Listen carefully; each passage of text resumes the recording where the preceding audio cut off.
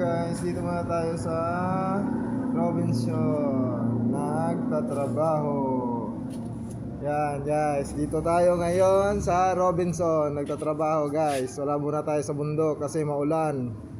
Sama mo naman ako dyan. Yan guys, Dapat doon pala eh. makasama natin. Medyo malabo yung camera natin guys. Yan. Yung sandata. Magta-tiles tayo ngayon dito sa Robinson. Ayan na si Robinson ta.